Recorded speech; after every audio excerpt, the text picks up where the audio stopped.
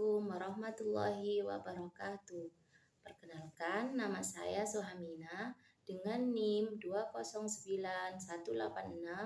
20986207207B0127 dari kelas E5E Tapen, Universitas PGRI Jember.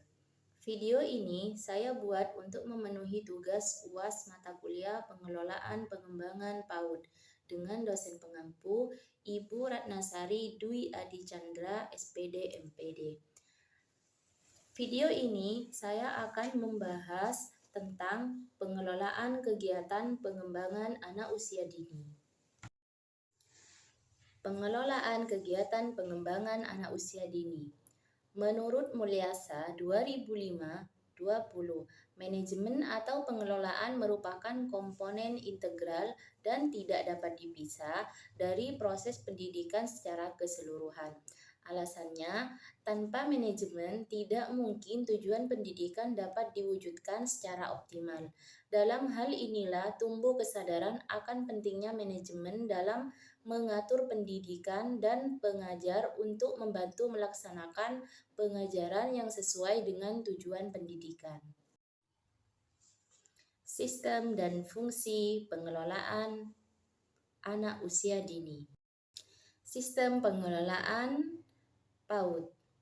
Sistem pengelolaan pembelajaran di PAUD meliputi kegiatan belajar mengajar, menelaah kalender pendidikan, dan pengaturan jadwal pembelajaran. Ketiga hal tersebut merupakan hal-hal yang saling berkaitan dan tidak dapat berdiri sendiri karena akan berpengaruh pada perencanaan, pelaksanaan, dan evaluasi pembelajaran di kelas oleh guru. Dalam ilmu manajemen pendidikan dikenal dengan istilah fungsi manajemen yang terdiri dari planning, organizing, actuating, and controlling.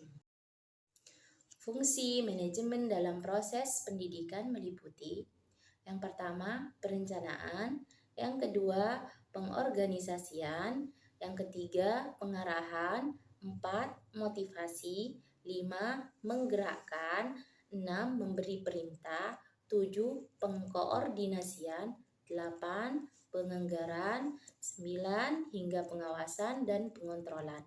Semua fungsi-fungsi tersebut dapat dijadikan acuan dalam merancang suatu pembelajaran.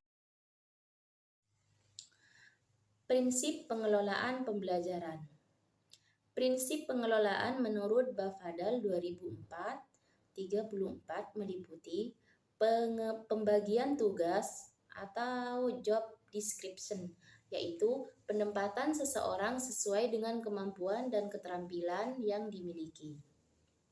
Yang pertama, otoritas dan tanggung jawab merupakan kewenangan dan tanggung jawab antara penyelenggara dan masyarakat.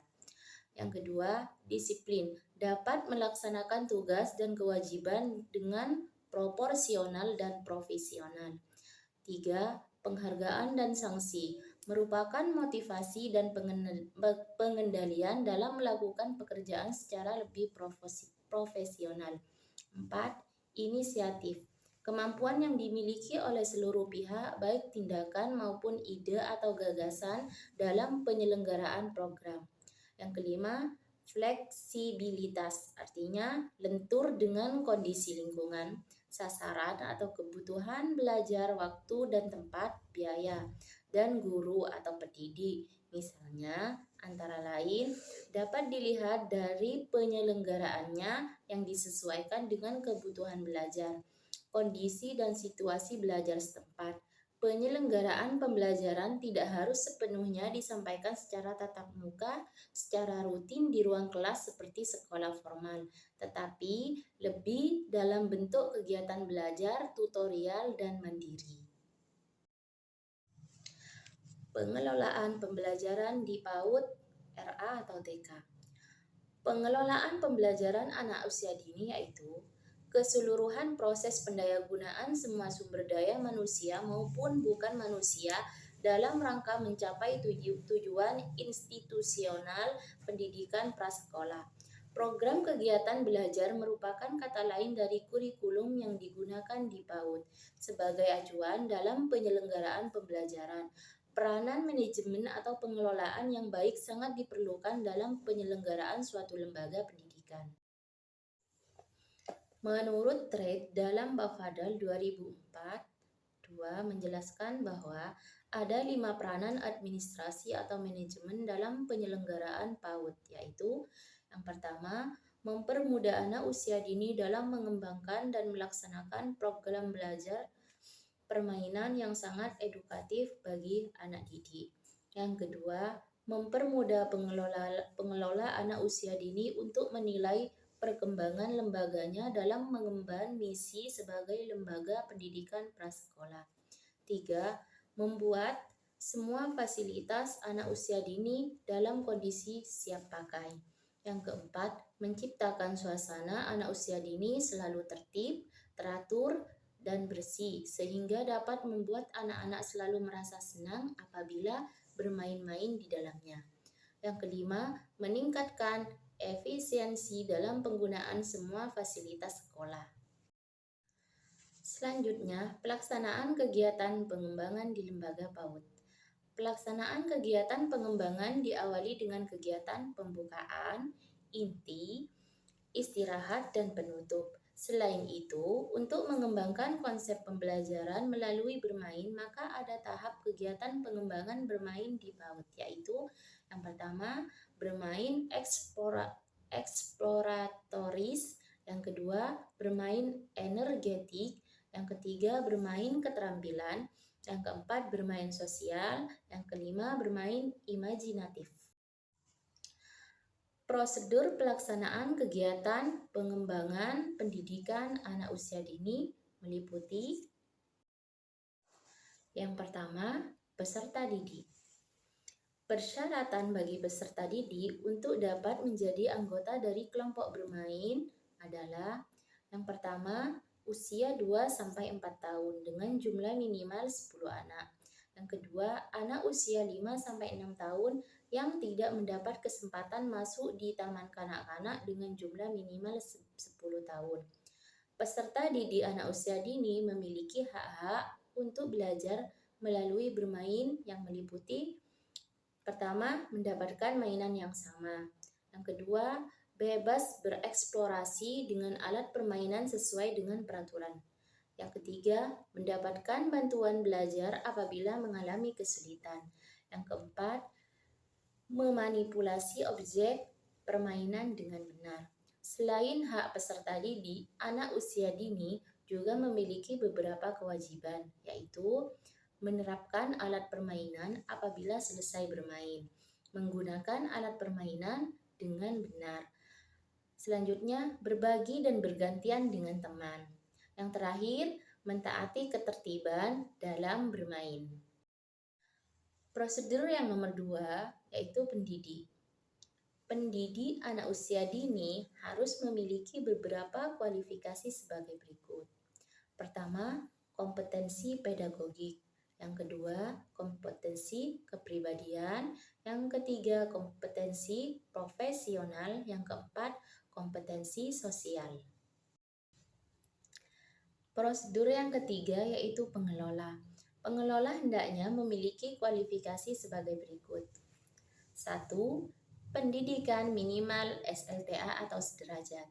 2. Memiliki kemampuan dalam mengelola program kelompok bermain secara profesional. 3. Memiliki kemampuan dalam melakukan koordinasi dengan tenaga pendidik, instansi terkait, dan masyarakat. 4. Memiliki kemampuan berkomunikasi dengan masyarakat dan peserta didik serta orang tuanya. 5. Memiliki tanggung jawab, moral mempertahankan dan meningkatkan keberlangsungan kelompok bermain yang dikelolanya. Prosedur yang nomor 4 yaitu tempat. Cara menentukan lokasi untuk anak usia dini hendaknya memperhatikan hal-hal sebagai berikut. 1. Lokasi gedung yang mudah dimasuki kendaraan roda 2 dan roda 4. 2. Lokasi dilewati oleh kendaraan umum. 3. Lokasi berada di pemukiman, perkantoran, ruko, perumahan. 4. Tempat parkir yang memadai. 5. Jauh dari sungai tempat pembuangan sampah dan terminal angkutan atau bis.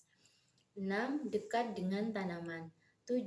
Mendapatkan pencahayaan yang baik. 8. Ventilasi ruangan yang terang. 9. Memiliki jalan keluar apabila terjadi kebakaran gedung.